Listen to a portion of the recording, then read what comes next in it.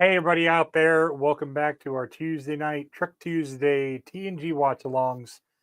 It's me and John tonight. How you doing, John? Hey, good evening, sir. I'm doing much better than I've been doing in the last couple of weeks over illness. Yeah. Um, we talked about this in the pre-show. I don't want to forget to say it. We have a lot of fans and a lot of people that have done work on Star Trek: The Next Generation and other shows since, who have been seriously affected by the fires out in LA. And Fortunately, most of them seem to be safe. But everybody just keep positive thoughts going.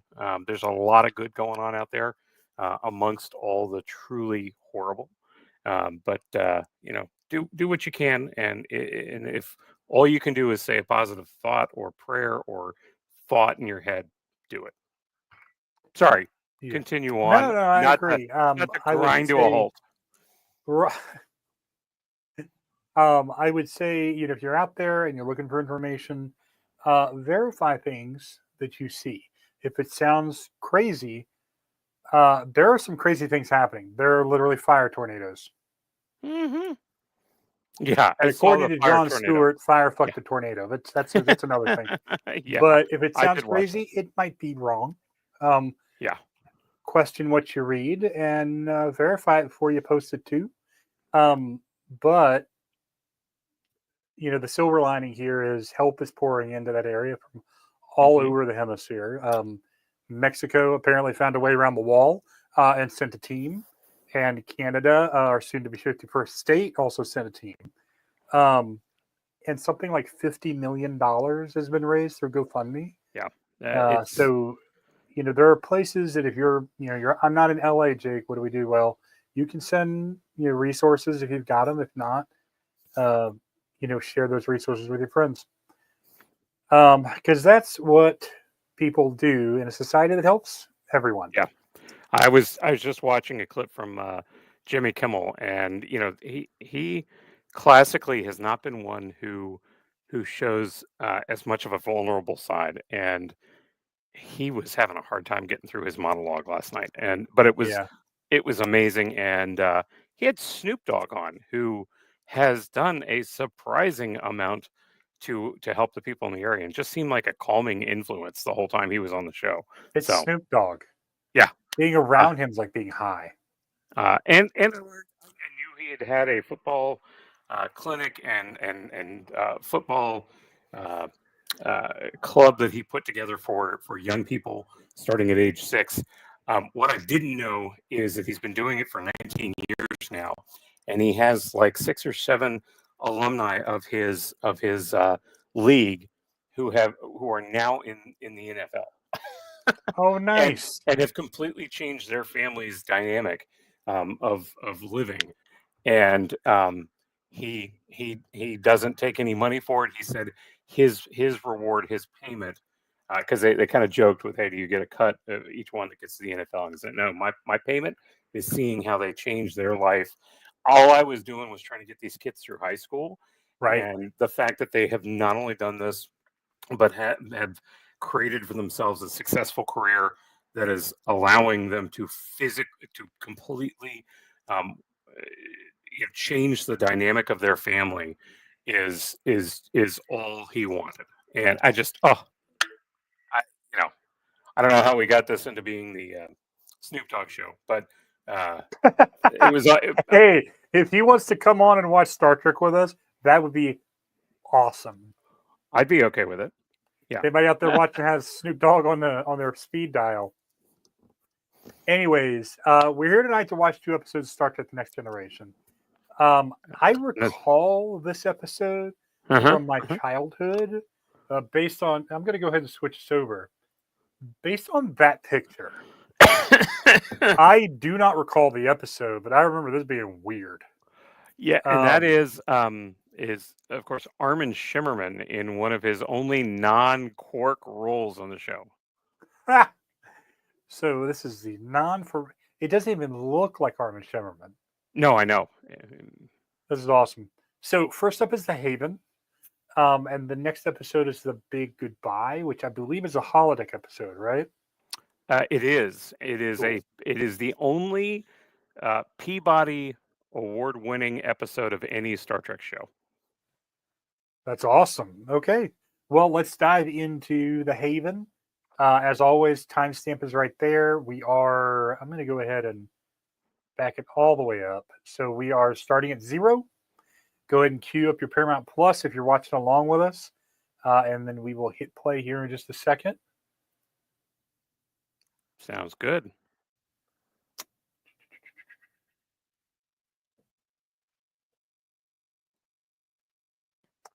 All right. And always, I'll be giving some commentary and some trivia along the way.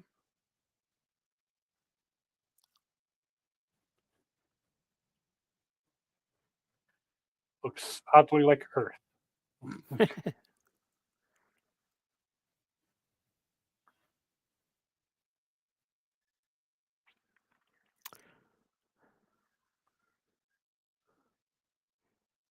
Wonderful healing powers. That's couldn't possibly be Chekhov's planet there, is it? That or what's the planet? Was it Pinchus or whatever? In Picard season 2 uh-huh. or 3? It's Picard season 3. It's season 3. Or season 1. Yeah. The Pizza Planet. Oh, hey. Oh my God, Pizza Planet. Wow, What? that's not creepy.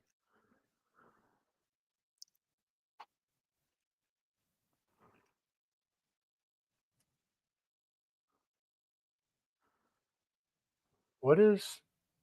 He's watching a hologram of 2 Oh, women good playing harps. Lord. Yeah, it was.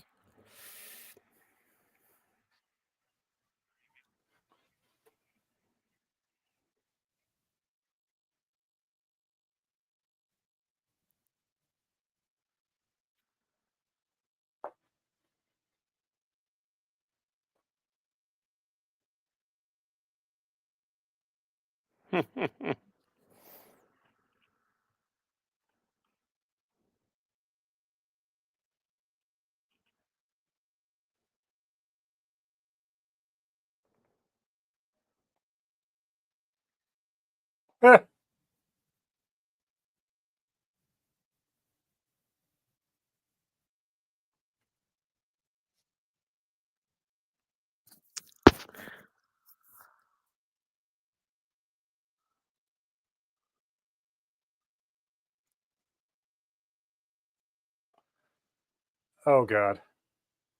Oh,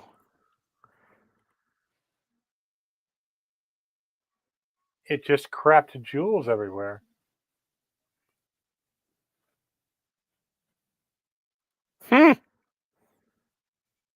Or a dowry.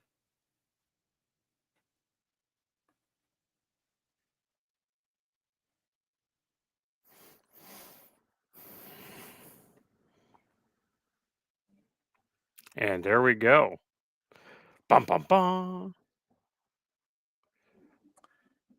Oh, what is her age? I'm curious.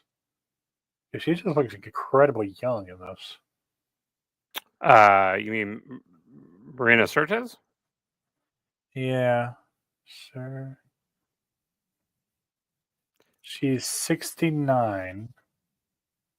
Uh-huh. She turned 70 this year. Wow. I did not know that. I would never have known that. But neither. I I've wouldn't seen have her. guessed I it. mean, I saw her at the GalaxyCon where I met John DeLance. Mm-hmm. They were almost all of them were there. Jonathan Frakes, Michael Dorn, and Patrick Stewart were not, but everybody else was, including Armin Shimmerman and Denise Crosby. Mm-hmm. Actually, I'm not Who sure LeVar Burton was there, but is also one of the people that we found out this week unfortunately lost her home. First and yeah, only home she has purchased on her own, and it is now dust. yeah, I saw that.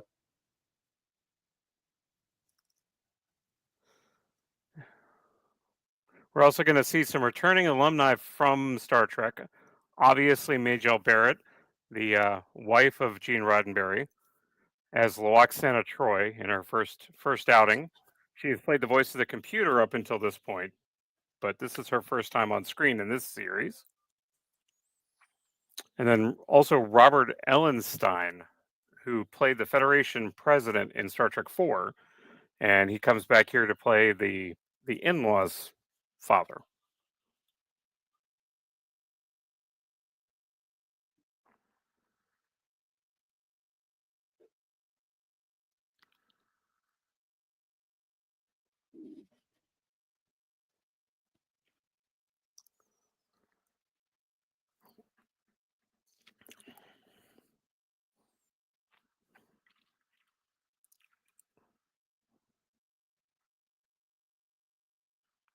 Oh, Well,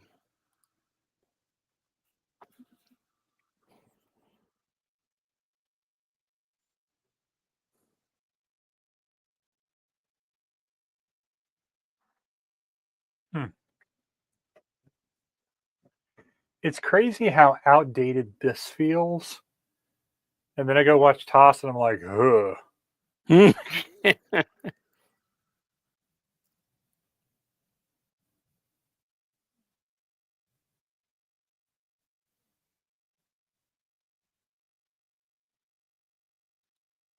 I want two harp girls and a hologram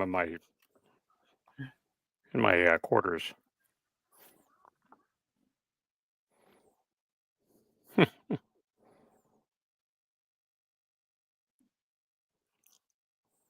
Oh, it gets more bizarre.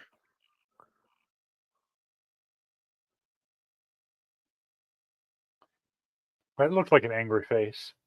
Hmm. Oh, he's not happy.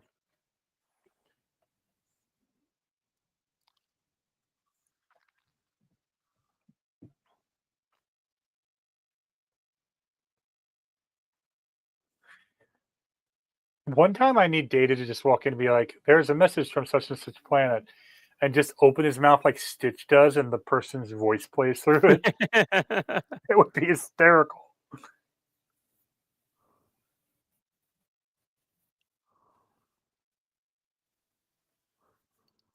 There we go.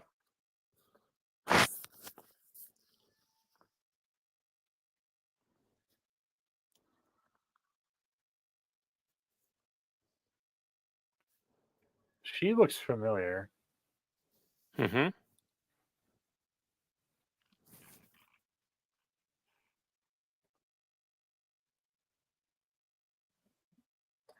He looks kind of like Saul Ty. He does a little bit.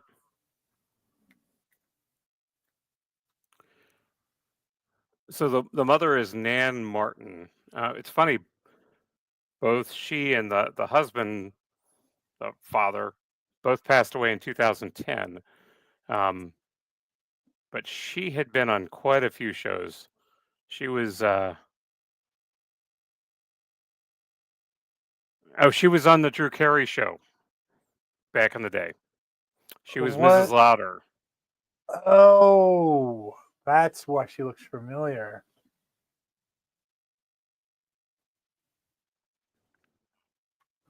He actually looks like if Richard Kind and Saul Ty had a baby. Yeah, exactly.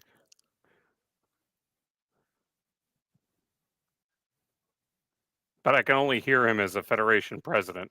He was so specific in that role.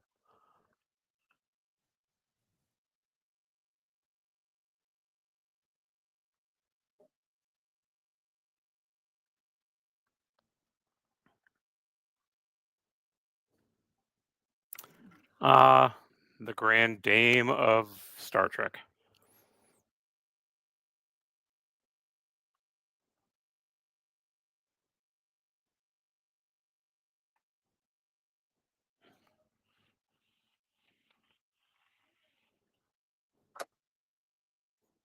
The guy playing Wyatt looks familiar. And wait, I think he's the guy from Prison Break. Teabag?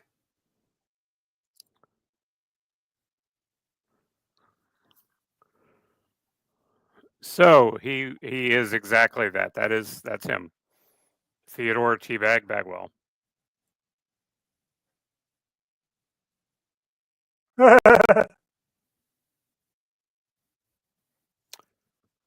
in the very last episode, she Troy was not in the episode, and they said she was visiting her mother.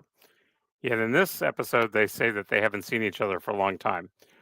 Unfortunately, these episodes being recorded out of order, they there was a little bit of an issue, and Picard not being able to carry Oh, hey, the look, case. it's a galaxy class. Someone's taking his bags.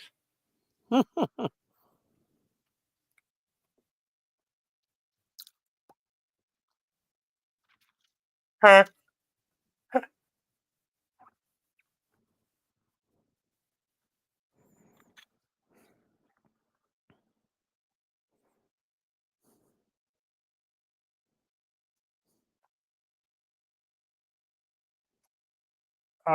Is she wearing contacts, or her eyes are really just that big and brown? No, and this is something I didn't realize until just a few years ago.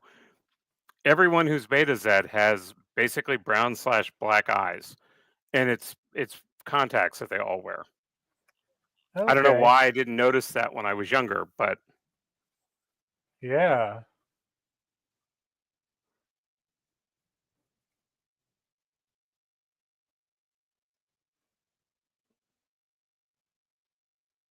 Huh.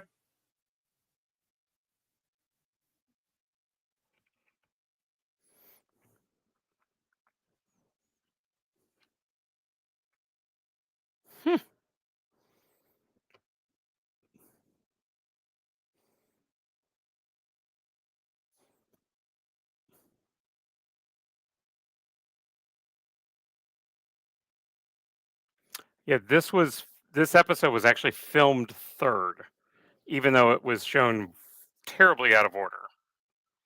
Yeah. I swear I thought that was a baby carriage.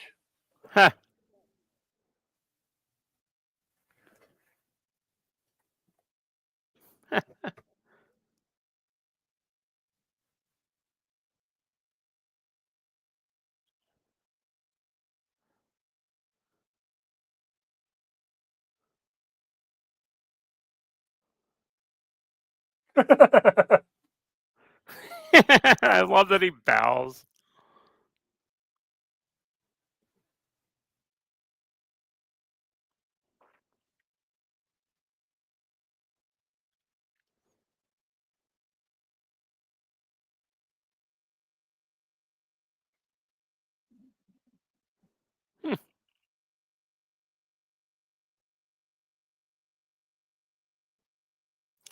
Not according to certain Romulans. Yep.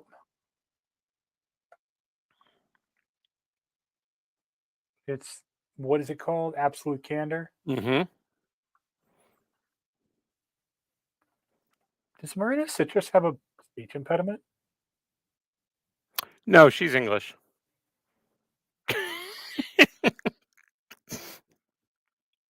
So she's trying to speak an English accent. What she's actually trying to not to speak as much in an English accent. In fact, I was just reading about this. Or American accent, rather, is what I mean. Yeah. Is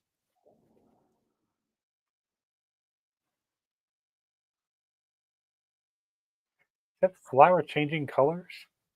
I believe it actually was.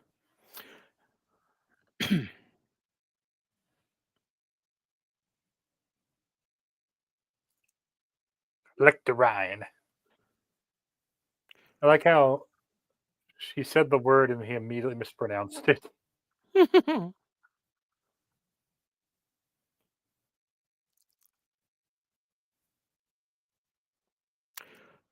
So, Loxana mentions in this episode that her accent comes from her father. However, he later in the series when they show a flashback of him, he speaks with an American accent. Um, Certez has said that in the early days there was an insistence of the show's producers that didn't want the Enterprise bridge clue to sound quote unquote too English. Um, So things like Patrick Stewart speaking with an English accent, even though he was French. Uh,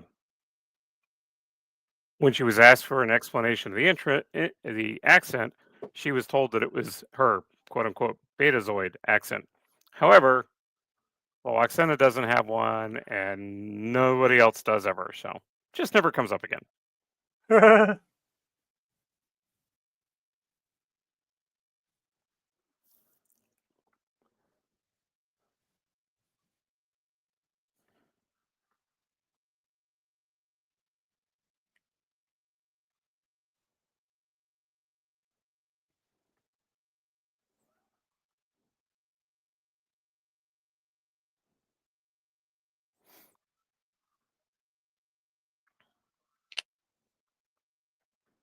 Huh. I mean, the first officer can, so Eh.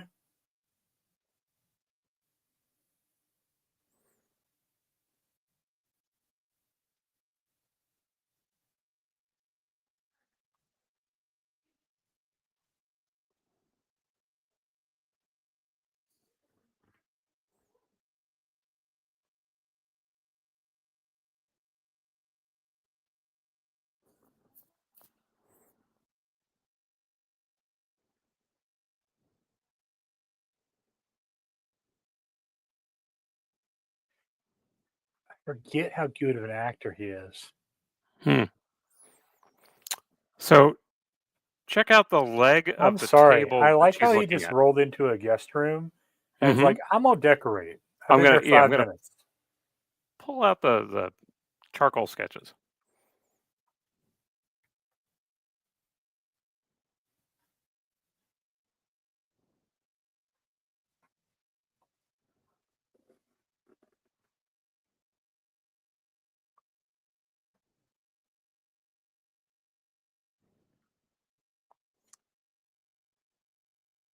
And then they forced me to gender transition in elementary school.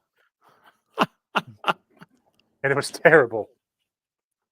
That's why I voted for Khan. Oh my god, I mean, this is the freaking world we live in, John. fair.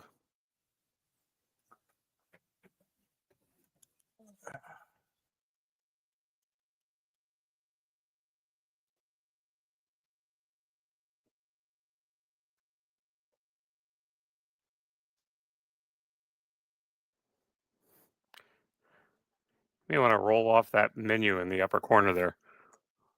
Oh shoot. It just popped up on it. I moved, I looked down and moved the Yeah, keyboard to rest my please hands don't think anything of the fantasy woman as I sat and and cuddle her grasp those picture. things as hard as I can. Right?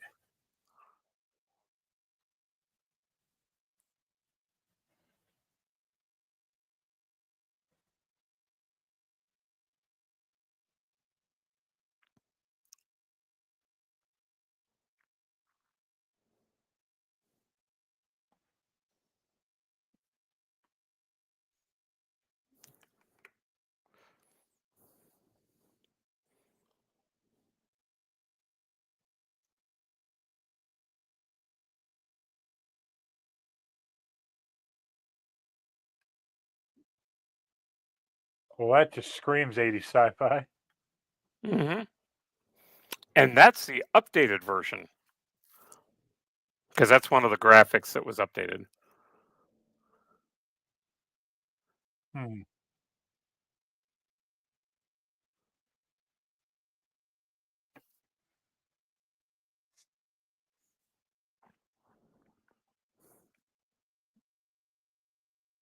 Who are the wait, what's a Terrellian? Oh, we'll find out. Okay.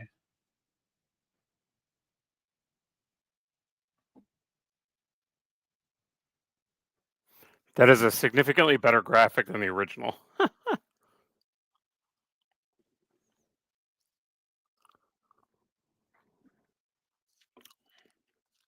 That was an original design, that ship. It was designed by Andrew Probert, who designed the Enterprise D and most of the other stuff for the first season.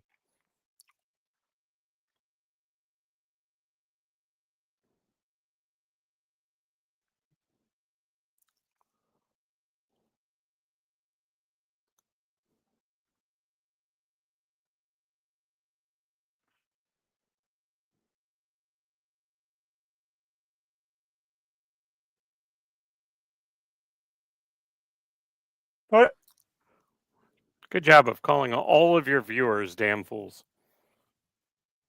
Yeah. We There's a learned the lot of rest of the hair. story in security training. It's it's like they each were given a part of the story. Right.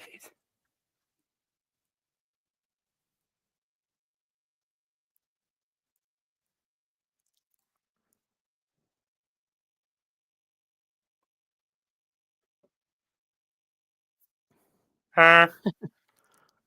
Data, shut up.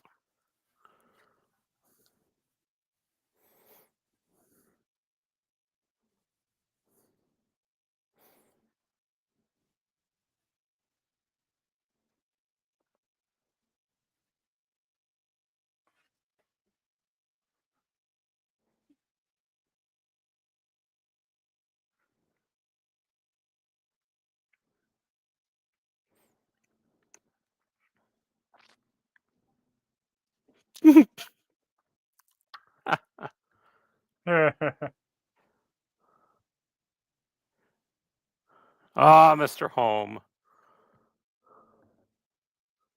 And I like that they had Crusher's hair up. It was interesting.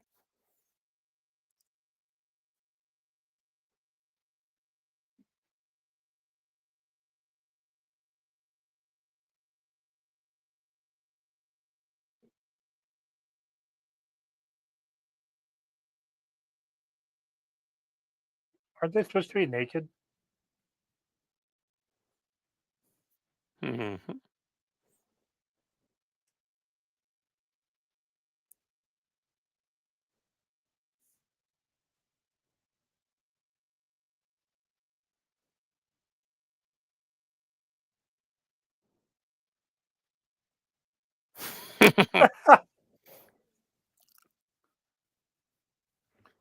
I like how Data was basically grinning, man.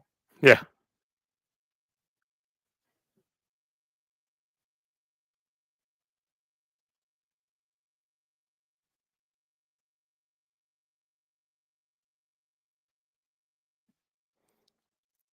Son of Troy, daughter of the fifth house, holder of the sacred chalice of Rix, heir to the holy rings of Betazed.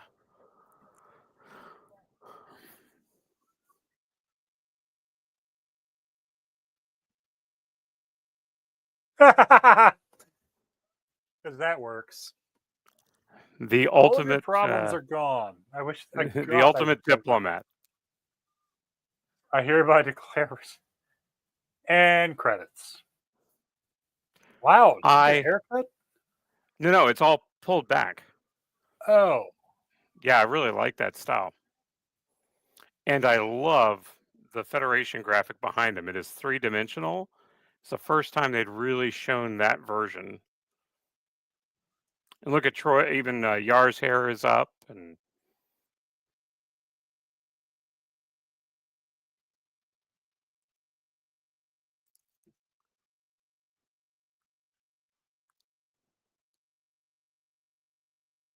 no, Mr. Home is the best.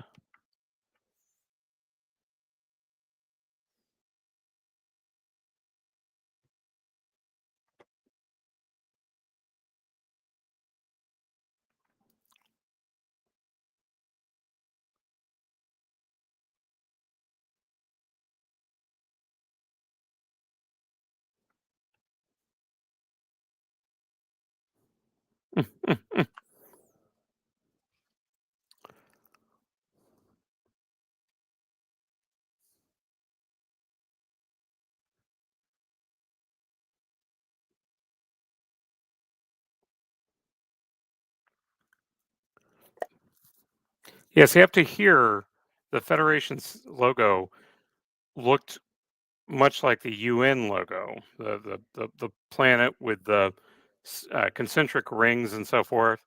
This was the first time it just had a star field and the 3 stars denoting the original. Uh, uh, why uh, is there only three? so at the time, it was still human, Vulcan, and I believe maybe Andorian. I don't think they had the Tellarites until a bit later. Huh. Huh. Bing.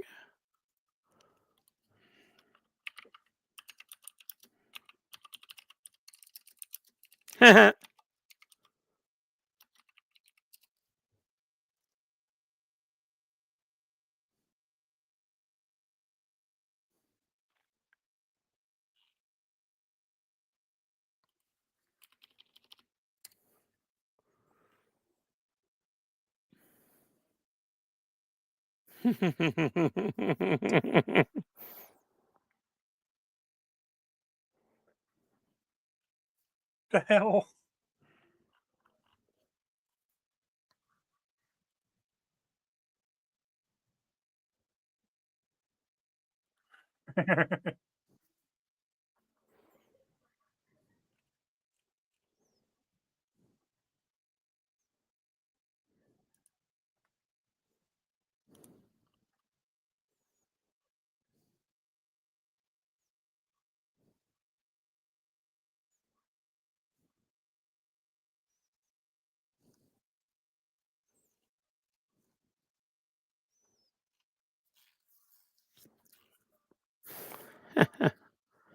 And again, he's grinning.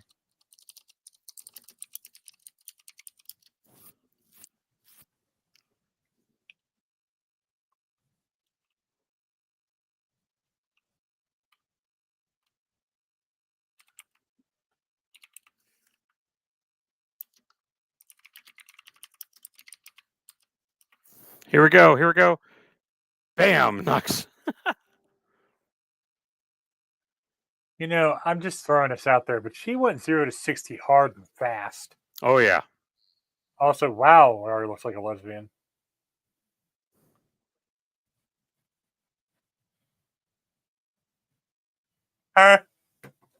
Data.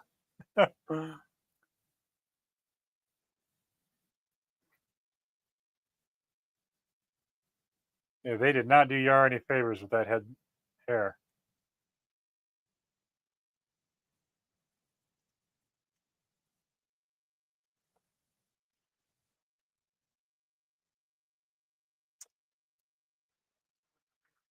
Hey, that looks suspiciously like the same area that Q took them in last episode. Uh-huh.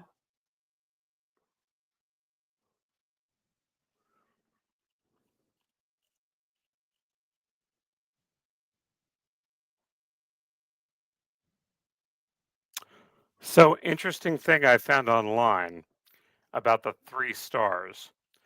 Not canon, but a popular thought is that it represented the 3 stars that each of the founding planets would see when they looked into the sky.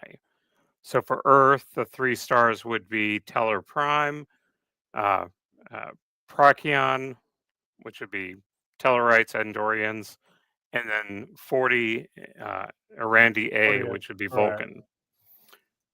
And then for Andorians, the 3 stars would represent Cygni, 40 Endelrian, and Sol. I kind of really like that actually. So do I. It's basically saying you're a part of this, but this represents you looking at everyone else or looking up to everyone else. So, according to Mike Okuda, at the beginning of Next Gen, it was thought, because they hadn't really fleshed it out yet, that the Klingons would have joined the Federation, hence why you see Worf. And so when they originally made that logo for Next Gen, and this being one of the first times it was ever shown, it was thought that it was going to be Earth, Vulcan, and Klingon. No. However, obviously that's not since what's happened.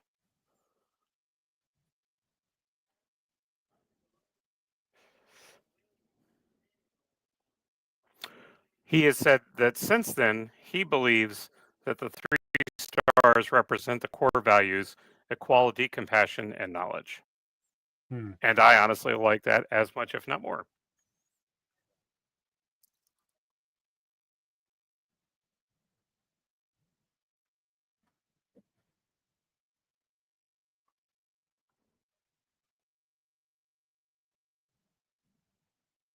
I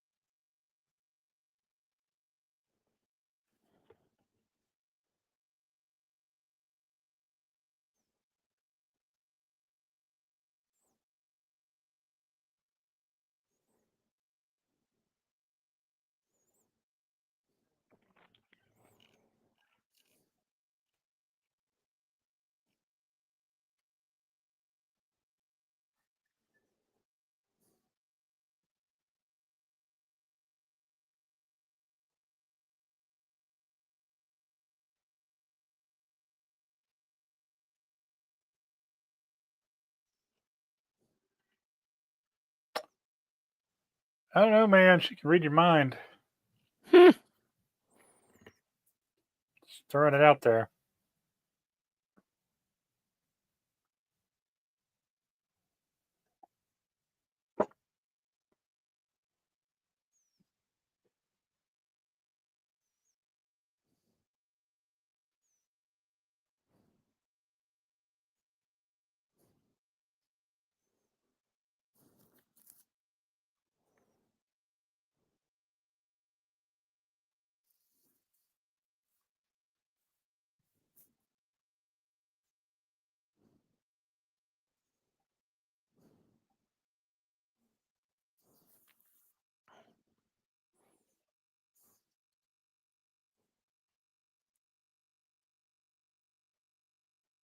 Hmm.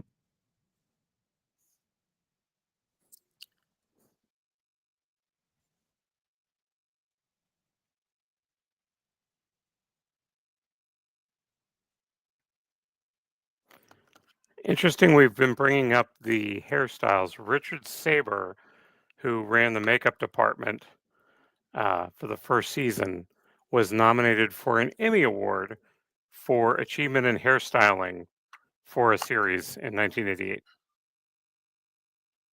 That's awesome.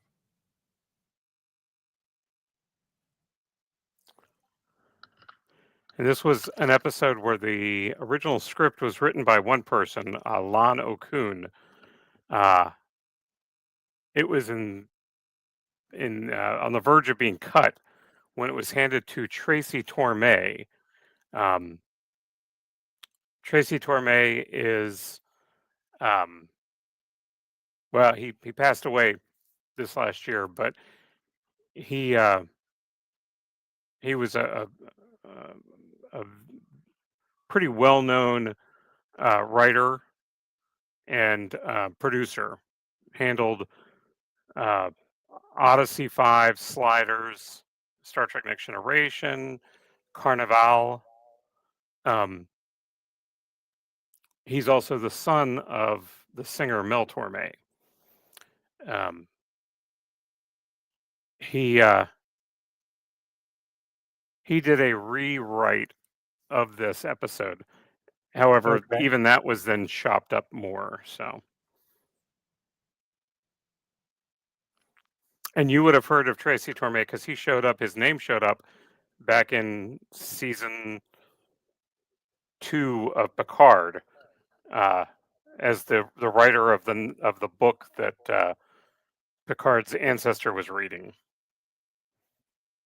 Yeah. What? Okay.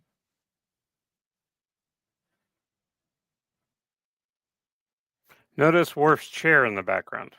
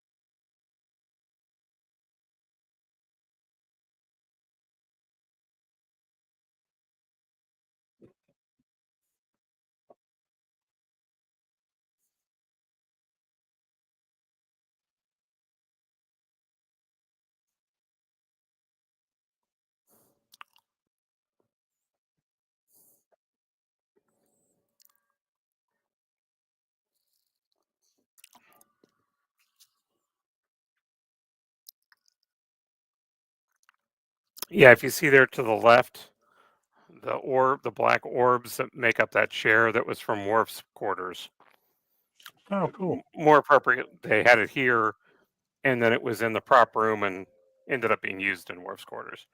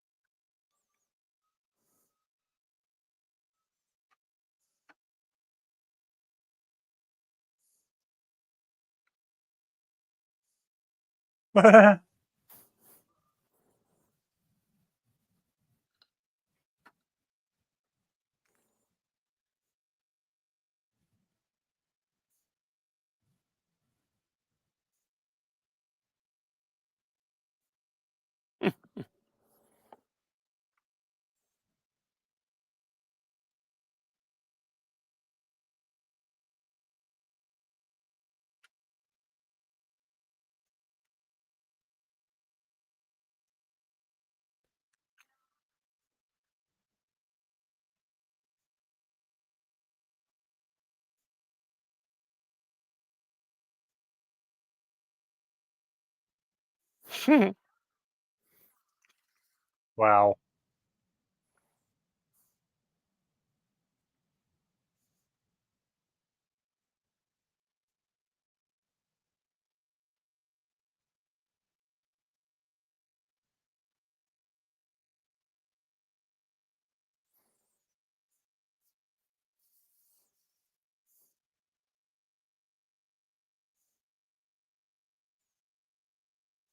Spoilers. I don't think they're going alone.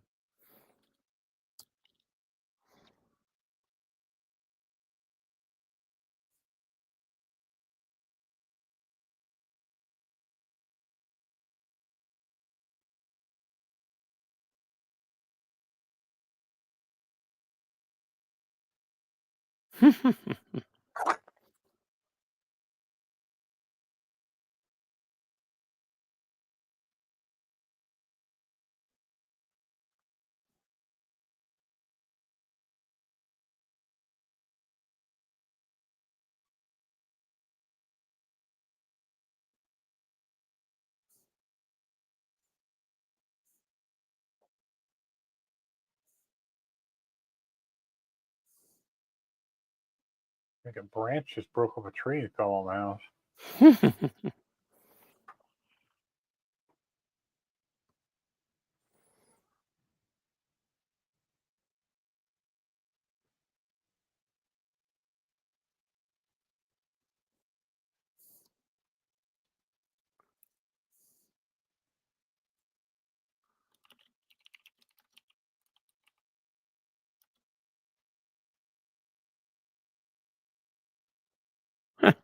Sounds like Crusher almost helped you.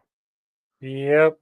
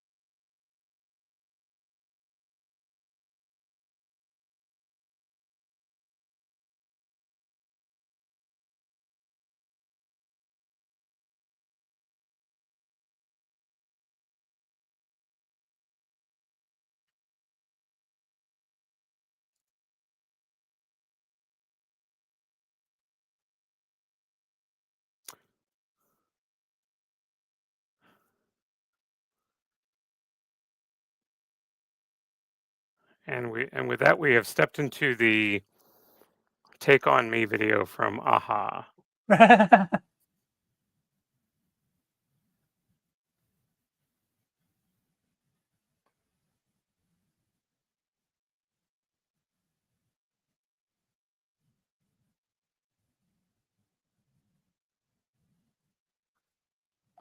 She's like, I got a little medicine for you.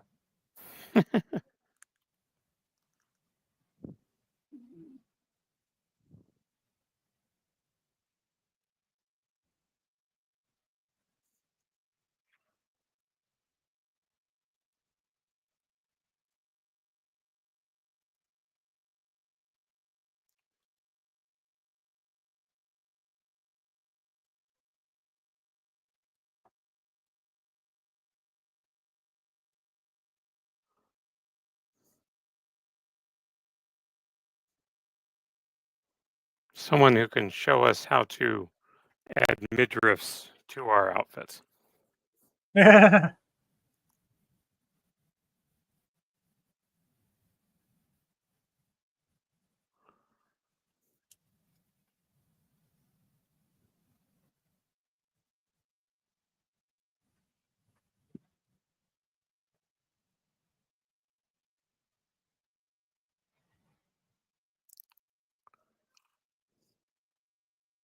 Literally drew him all over the walls. God.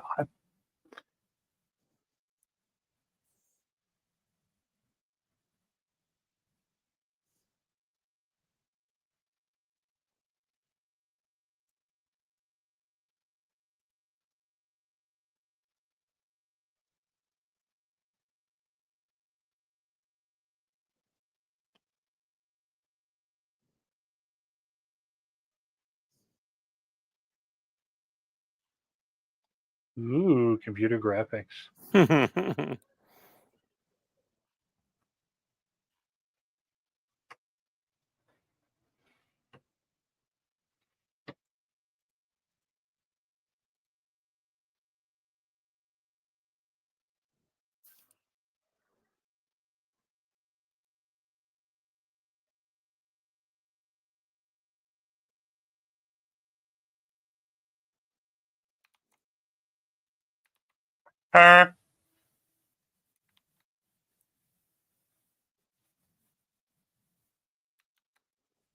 Like she doesn't know.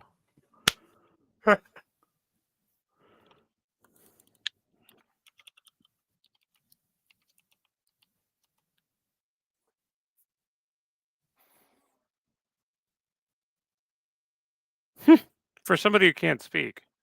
Right?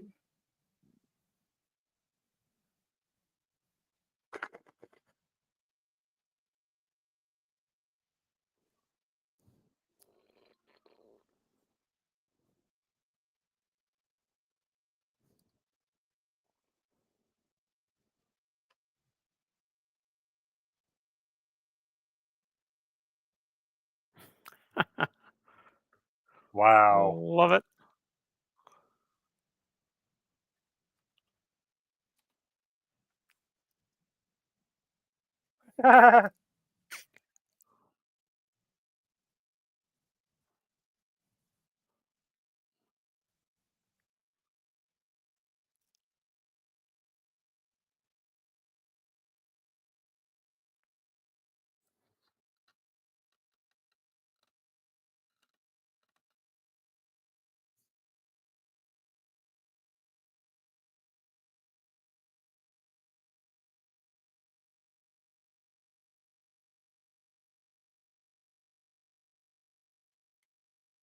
Cool.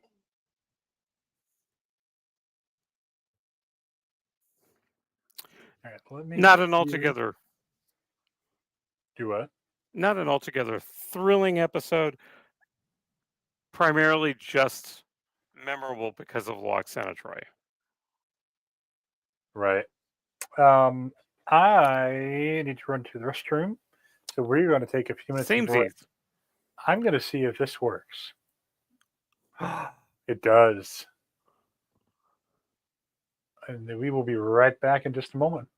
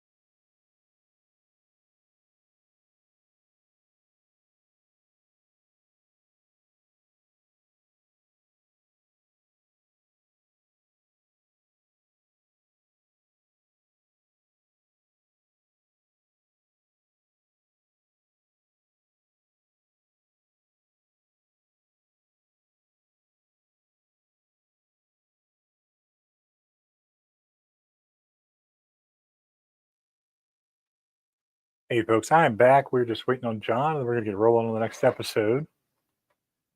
So I'm just going to make some popcorn. Going to hang out and wait for a buddy.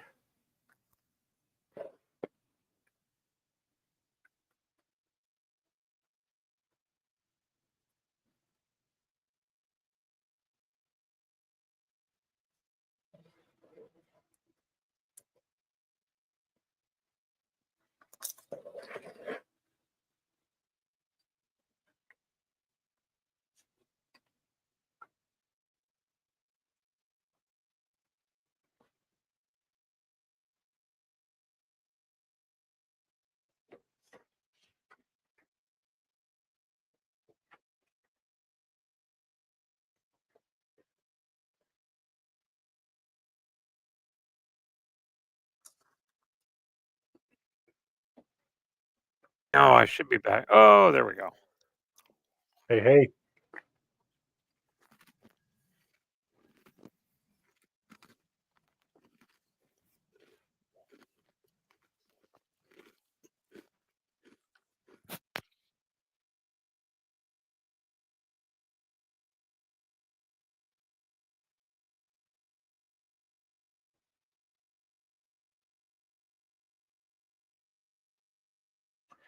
All right, you ready to roll? Sure. I made popcorn. Oh, it's invisible.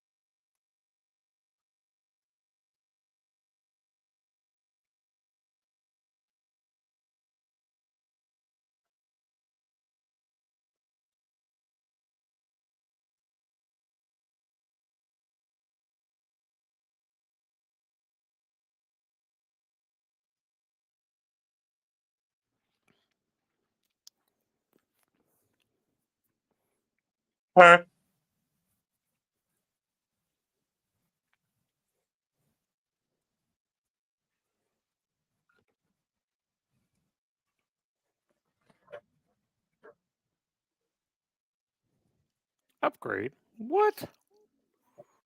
How do you upgrade a holodeck? Well, I mean, the software can be updated. Firmware updates. That's fair. Windows 407. Viewport 407.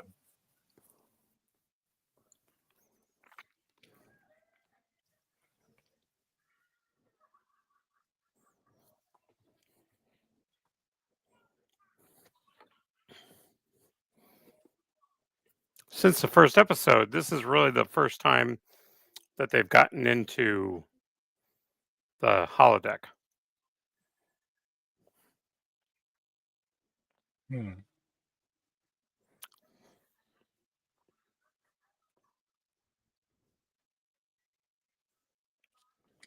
Games, recreation, and other things.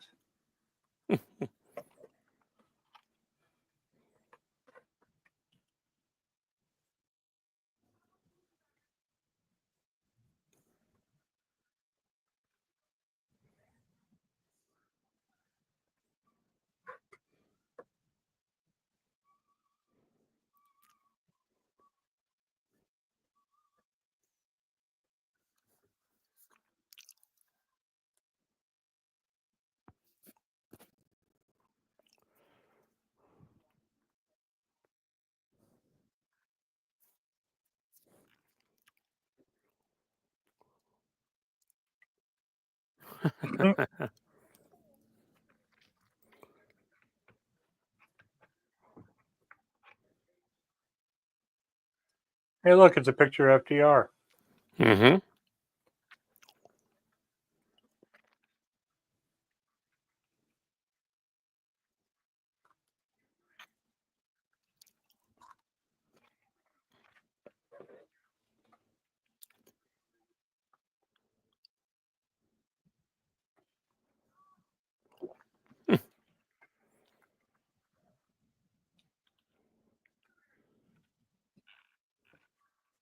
They don't have Oh, Halloween in the Federation. apparently not.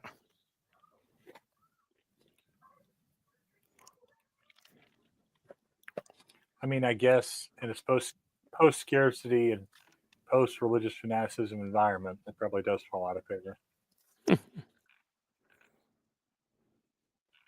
I know they still have Christmas without Halloween, though.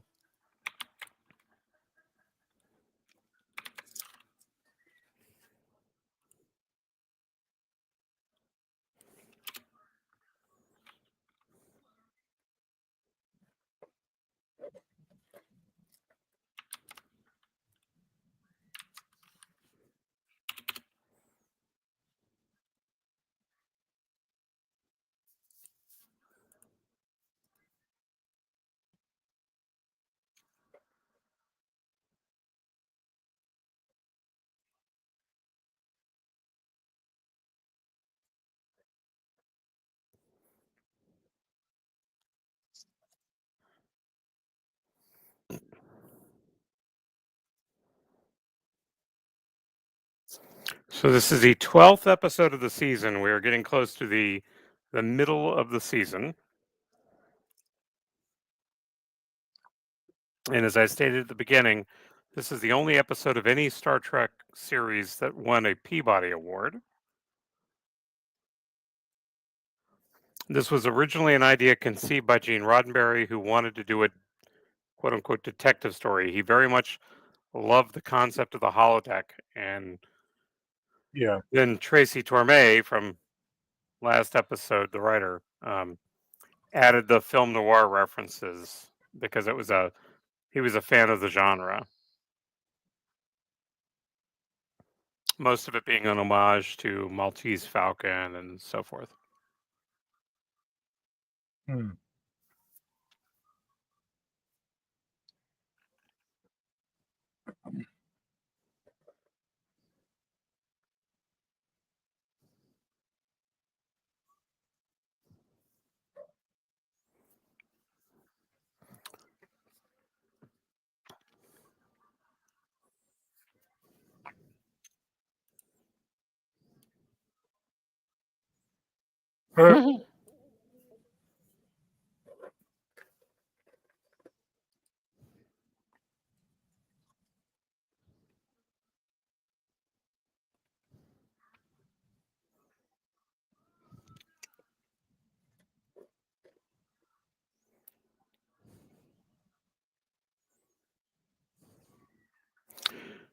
Will Wheaton has said that this was a very fun episode for the crew, as this was their first chance to really act outside of the bridge or out of Hmm. the relatively, static cardboard roles that they'd had thus far.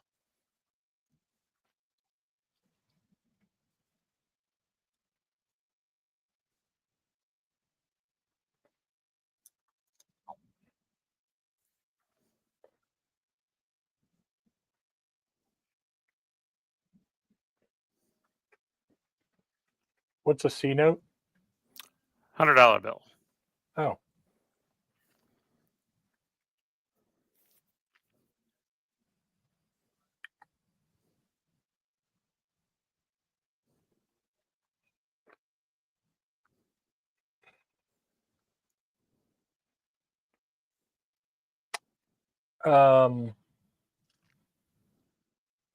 Is the lipstick holographic?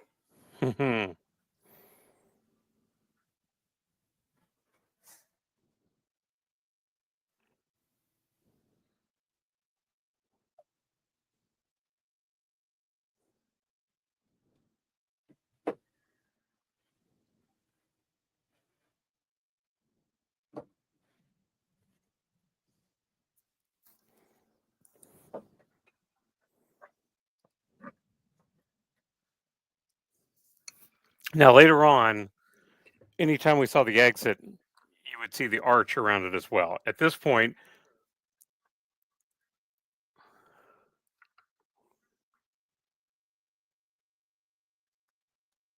the entrance could be open and closed, and the arch wouldn't necessarily join it. Hmm.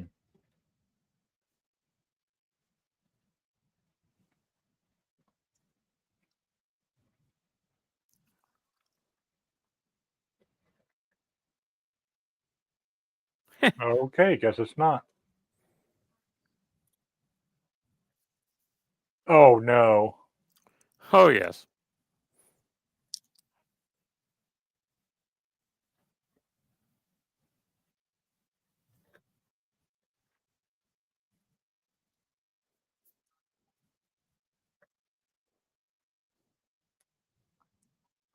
Hmm.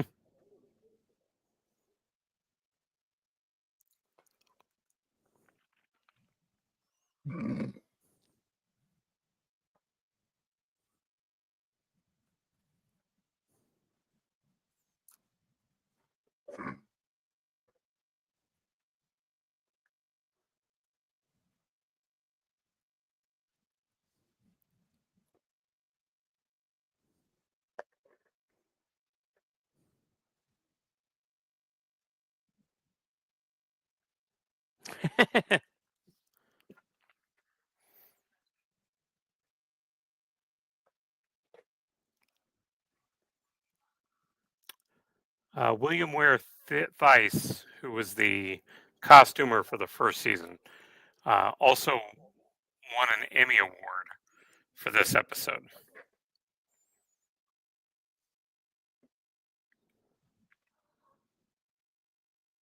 I dig it.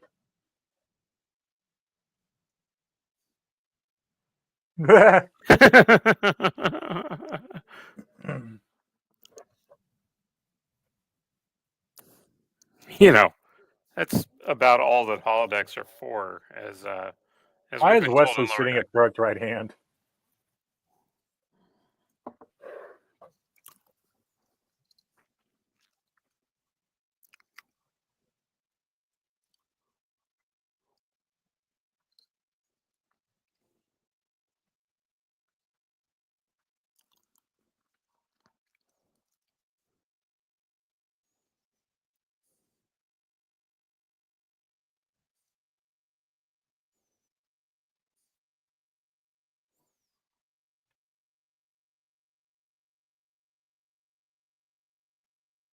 Hmm.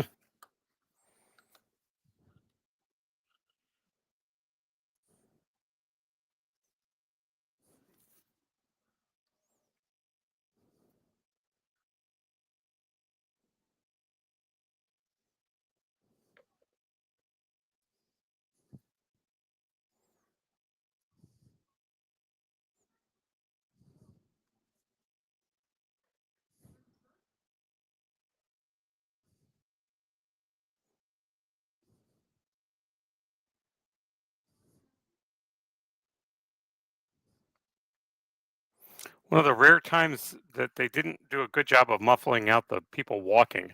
That whole Hmm. scene there, you just heard them shuffling around the whole time. Tracy Torme, shown as the author.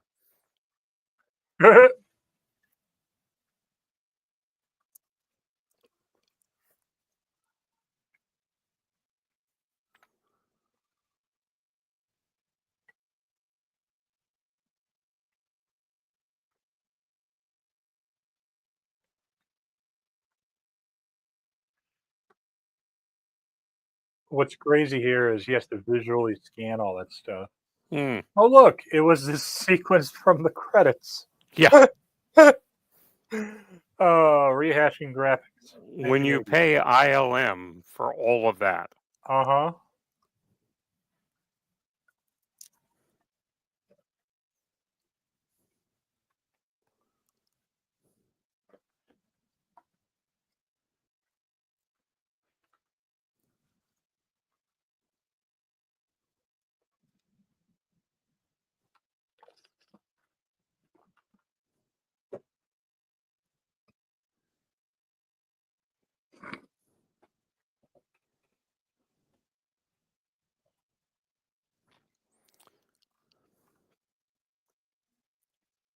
These scenes were filmed on Paramount Pictures' New York Street, which is one of the backlots out in California at the Paramount Studios. Nice. Gadsden, don't get hit by a car. Yeah.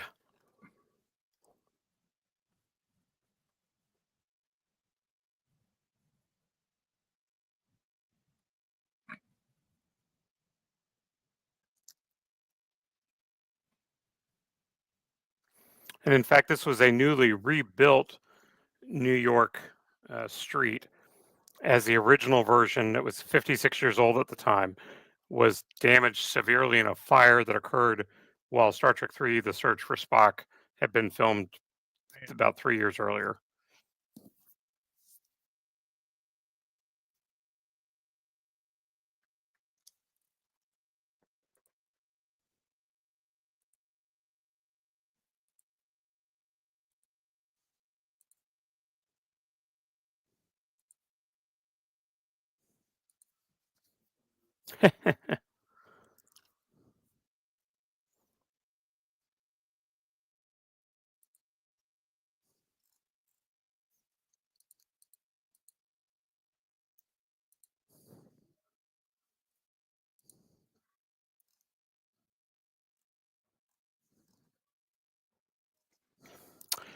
Now that is Dick Miller, passed away in Hey, 2019, but he was in 2026.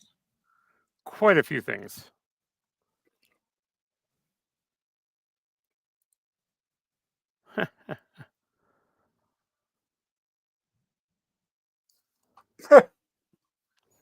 Character actor.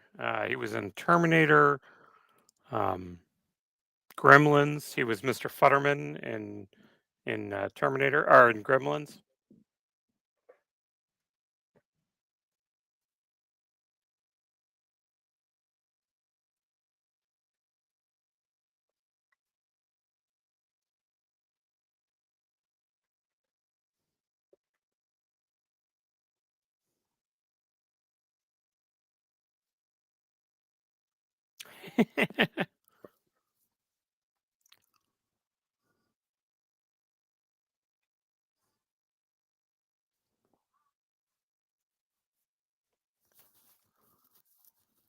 Um,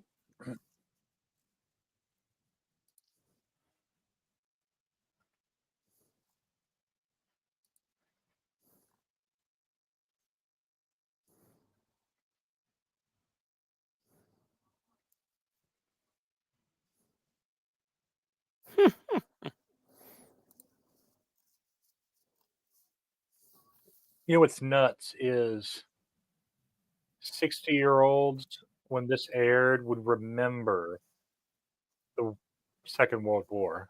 Sure. So Hitler on the move is like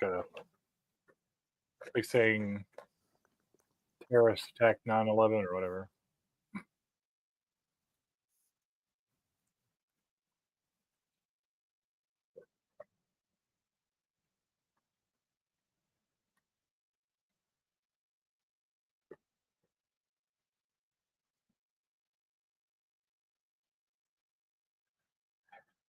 What?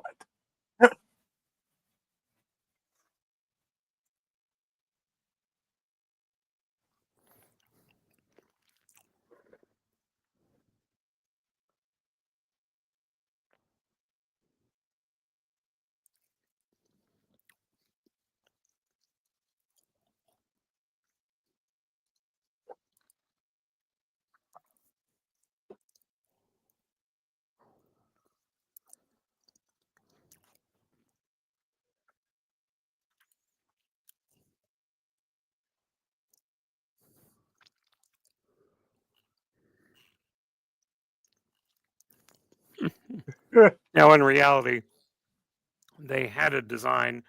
They had an entire idea for the the aliens here.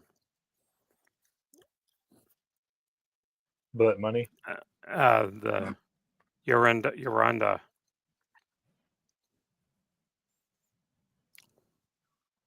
Yeah, that should be a hint. Don't go in.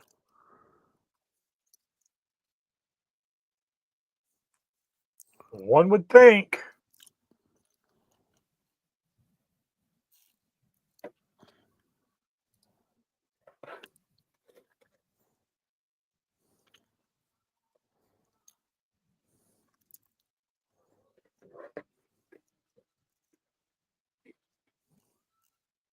But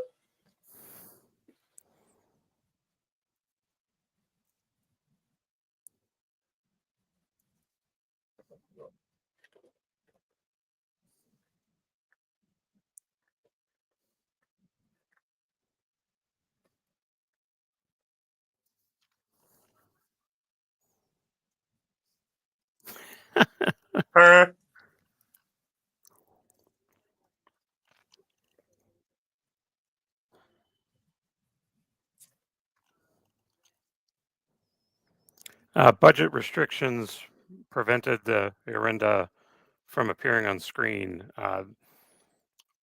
In the notes, it was listed as having a hive mind culture, and they were described as wasp-like black and yellow with pointed insectile features and waving black antenna.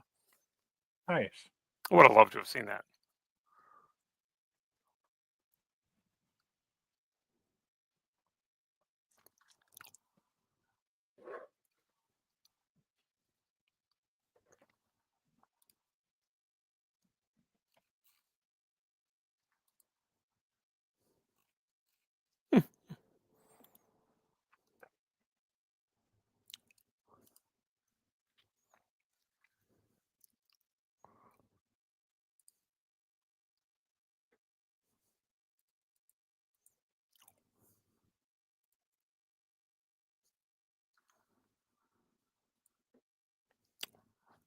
Uh-oh.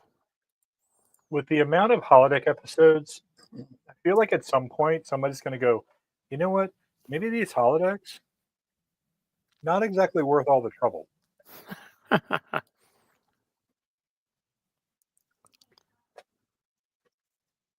Like this is the first one or second one? um,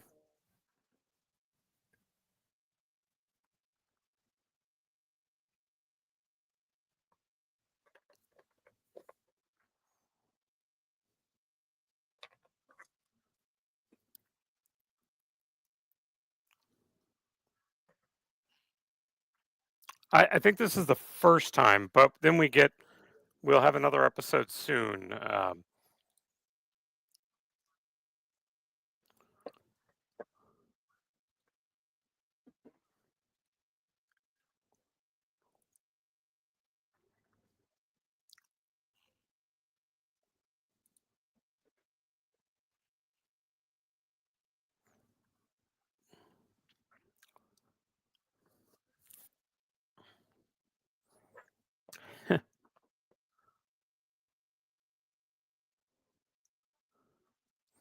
We'll have another episode coming up shortly. 110010001 Hmm. also has a holodeck malfunction.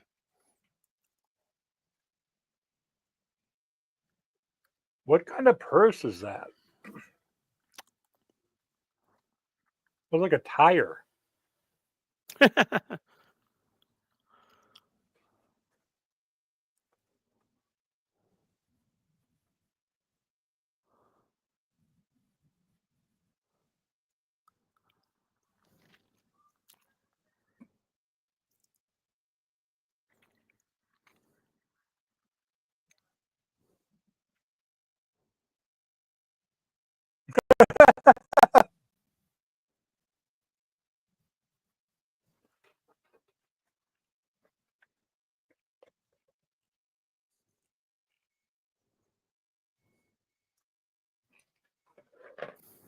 Why did she swallow it? She didn't know what cum is.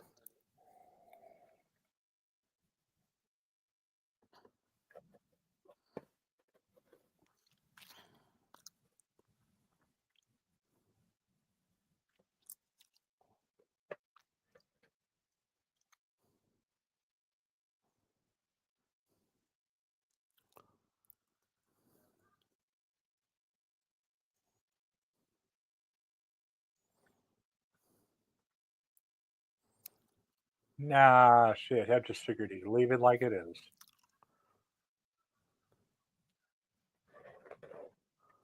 Wesley to the rescue.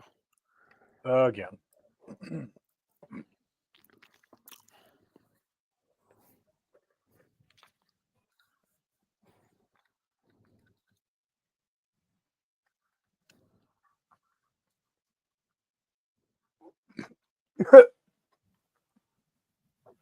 That's the best comeback of all time. Mm-hmm. Don't leave town. If I do, bye.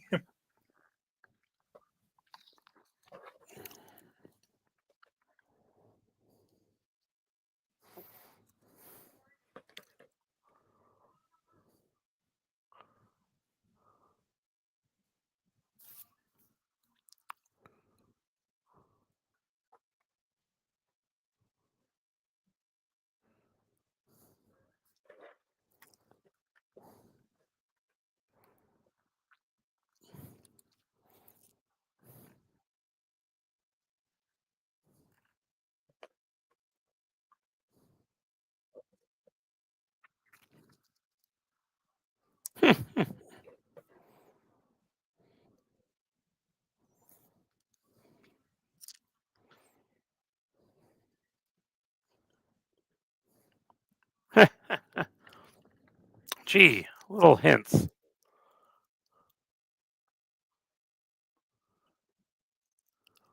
Hello, Doctor. Let's make a baby who will one day threaten the security of the entire Federation.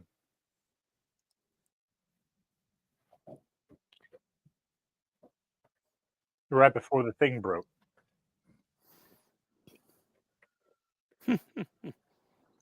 Man, pardon us while we cut the tension with a knife. Do what? While we cut the tension with a knife. Meanwhile, as this guy stares and watches, Mm-hmm. that's not creepy at all.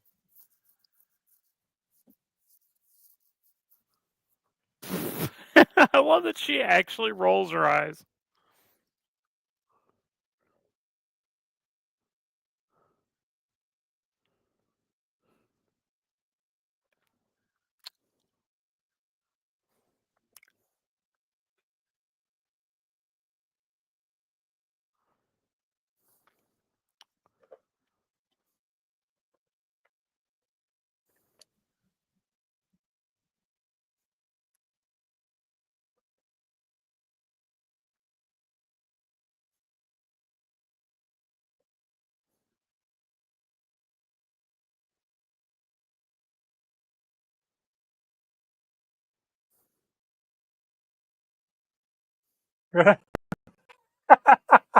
Yeah, I love that they're.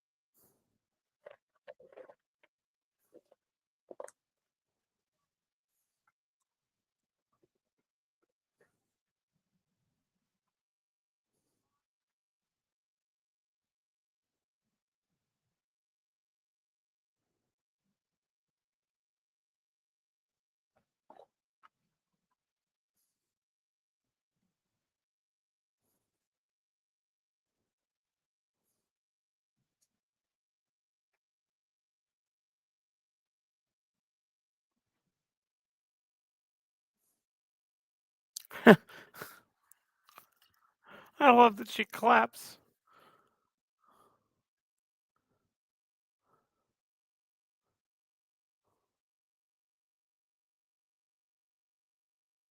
They are now. Just throwing out there, invincible android.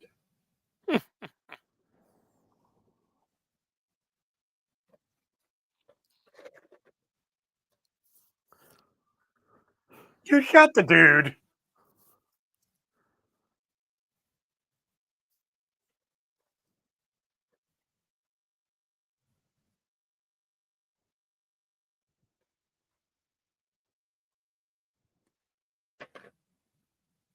Uh-oh.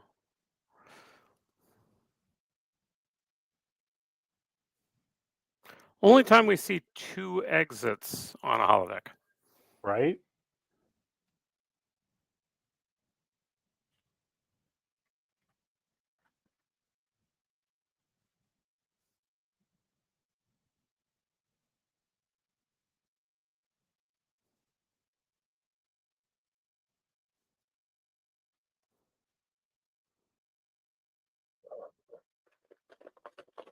You would think they'd have some sort of fail-safe, just in case. Yeah, that's what I'm saying. This happens way too often.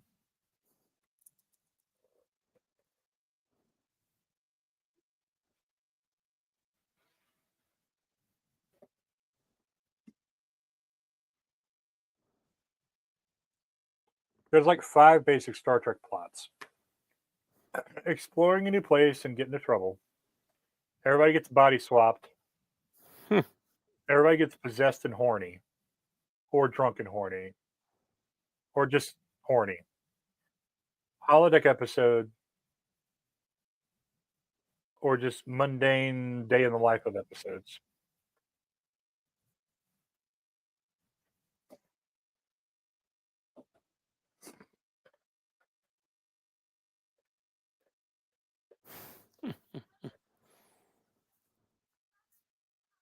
As he's shaking it. Oh,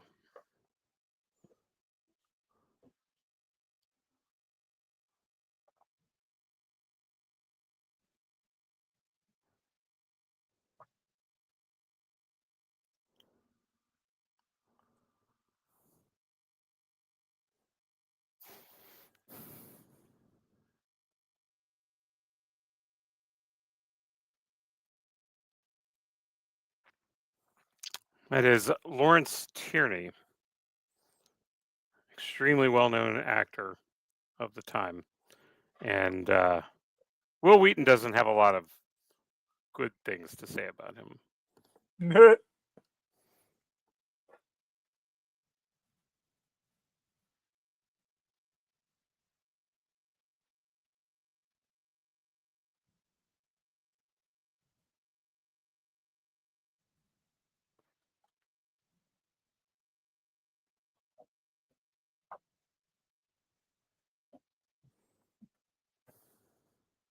um, no Star Trek captain has died, correct? Not on screen. No. I mean actor. The only one is the original Captain Pike. Jeffrey Oh, Hunter passed away many, many years ago. yeah, I didn't think so.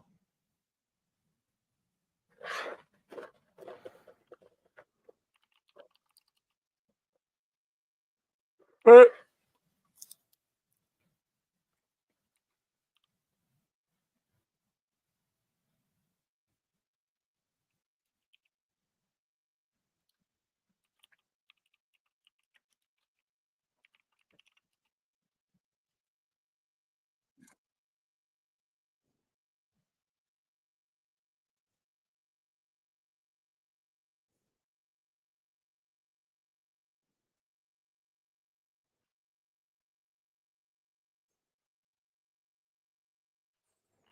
Yeah, Jeffrey Hunter passed away in 1969. 1960? 69. Oh, so like right after. Sure. Had a stroke.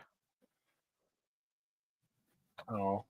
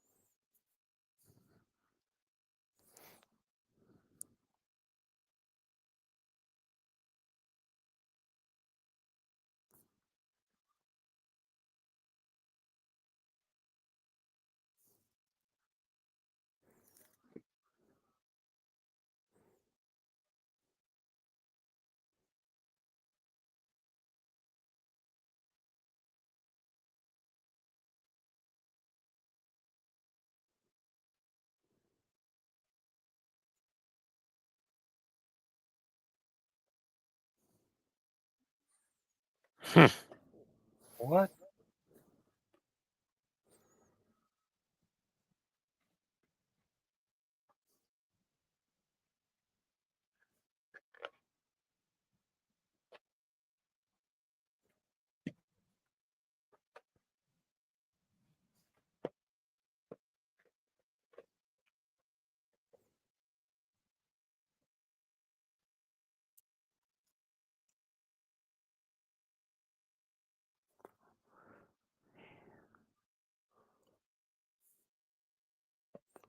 Hmm.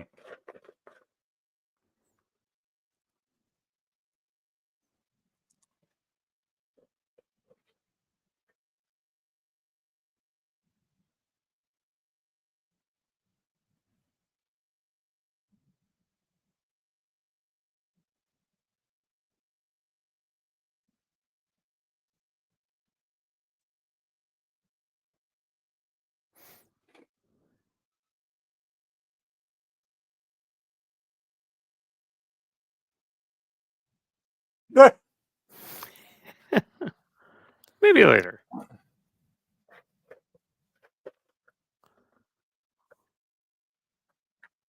He just This keeps guy's whole getting job is knocked getting out. beat up.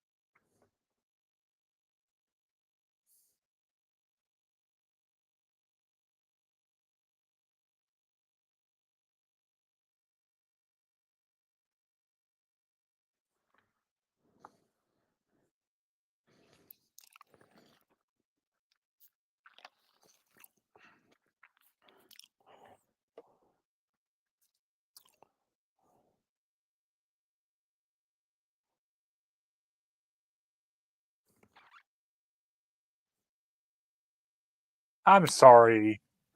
What?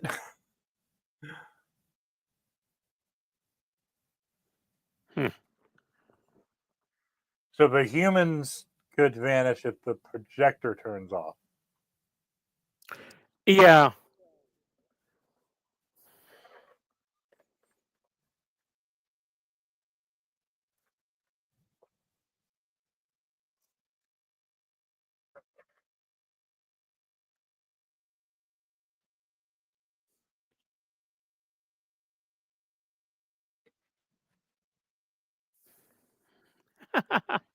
He just wants to kill somebody.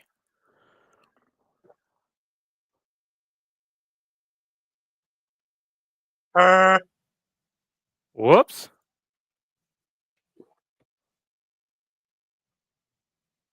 Hey.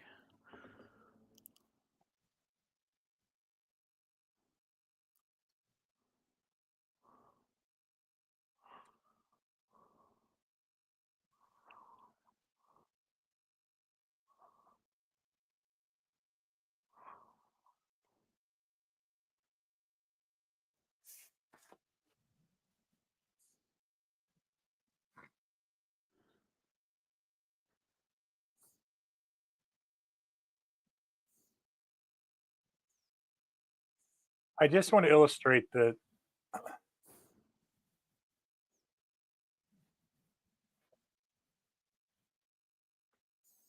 Not wrong. the whole crew that was right there next to the door is just chilling, listening to the conversation. Technically, I think they may be at the other entrance. Oh,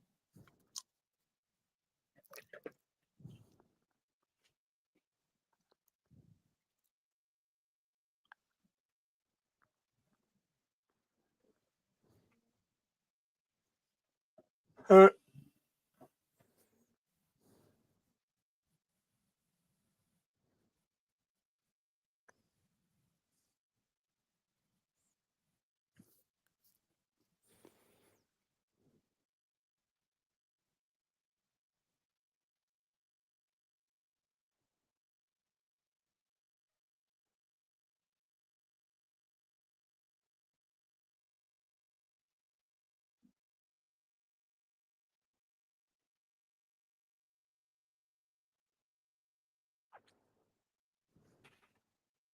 shouldn't he have disappeared at the door?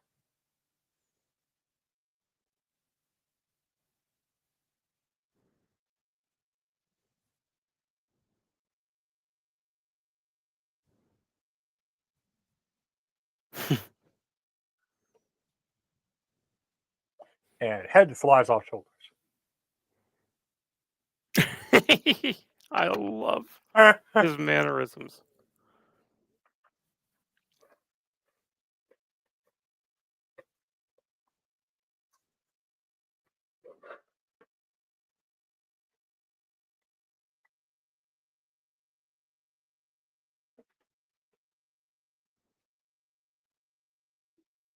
I detect an existential crisis from the artificial person. Right?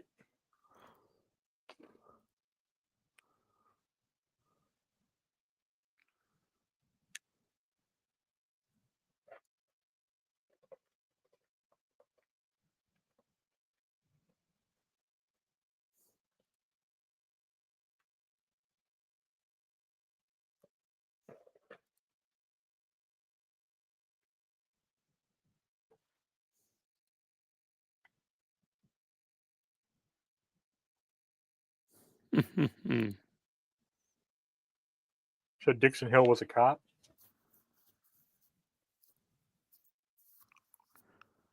No, he was a private eye that worked with the cops.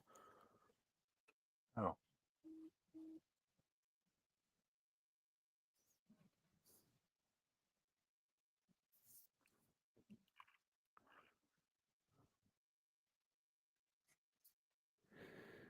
Nah, you're going to die.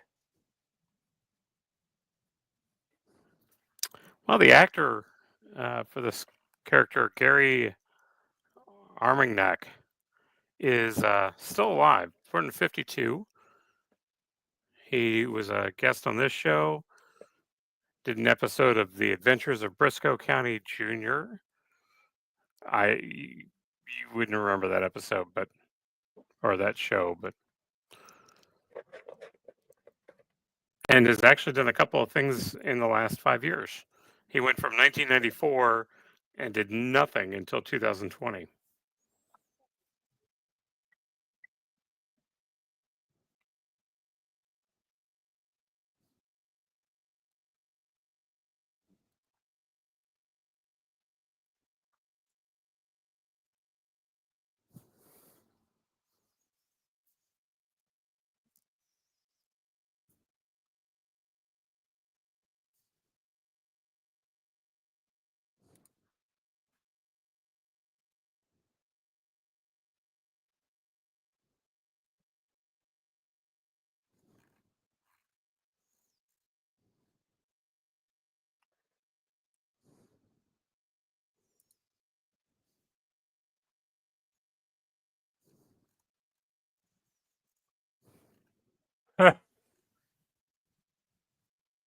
Nobody turned off the comm yet.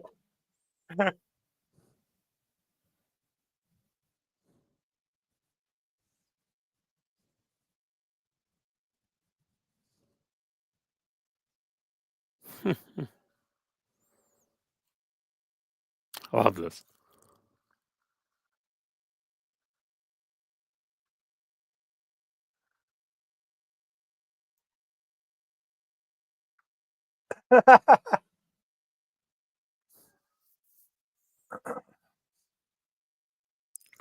Step on it.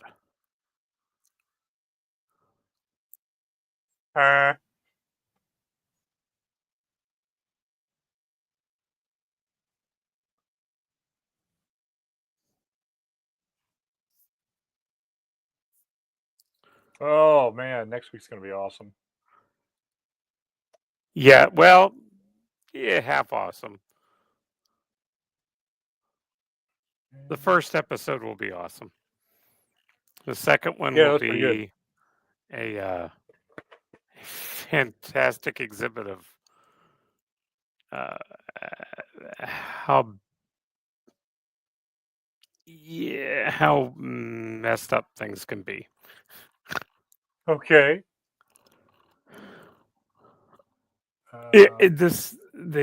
The show so wow, I should Bro, you learn haven't how to finished a talk. sentence in like Several moments there. 13 words. It's So next week we get Data Lore, the origin story for Data and his in brother, lore.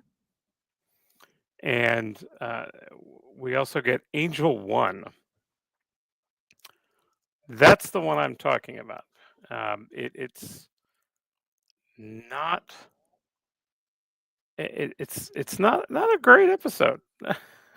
It has some very interesting points, but a very odd.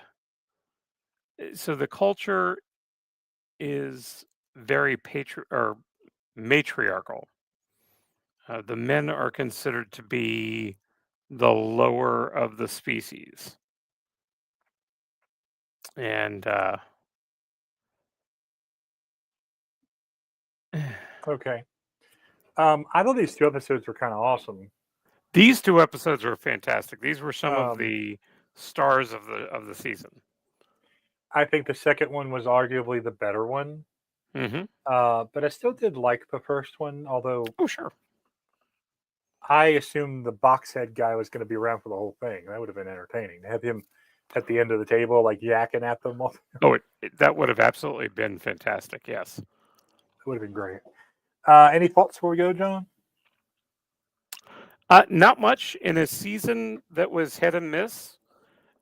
These were both episodes that had some pretty significant uh, uh, lore connected to them, uh, and I enjoyed both of these quite a bit. It's fun to go back and see them, especially the Big Goodbye. That one you could tell they were genuinely really having fun with that episode. Agreed. Agreed. I had a ton of fun. I can't wait till next week. I it is. I still maintain that if I was in like Starfleet security, the holodeck is the first thing that goes off the ship. Too many bad things come of it. I Literal was going to sentient say AI that wants to kill you every other Tuesday. it certainly becomes. There are a couple of cliches that develop over the first season, especially, and they don't seem to manage to break them anytime later. And that is that the transporters will fix everything. Um, Wesley Crusher will fix anything that the transporters can't, including the transporters themselves. And uh, the holodecks almost never work. Agreed. Agreed. Agreed. All right, folks, that's our Tuesday watch along for these two episodes of Star Trek. Next week is episodes. I can't ever get the numbers right. I guess this is episodes 10 and 11 or 12. I Mm, don't know. Next week is so two more episodes, Data Lore and Angel 1. yeah, And then they we'll kick consider this on. 11 and 12. So Data Lore and Angel One are 13 and 14. Cool. Well, I think that's what I named the stream. So let's check. Nope, 10 and 11. We'll fix it next week. We will see you all in the comments. Leave your thoughts and stuff down there. What do you think about these episodes? We check them, so don't be afraid to ask questions or whatever. Because this, am I pointing the right way? No, I'm not. That nerd over there, he knows just about all things. So, John, anything to say? think that takes care of it. I just hope everybody has a great week and you be safe. Have a good night, y'all. Live long, stay nerdy.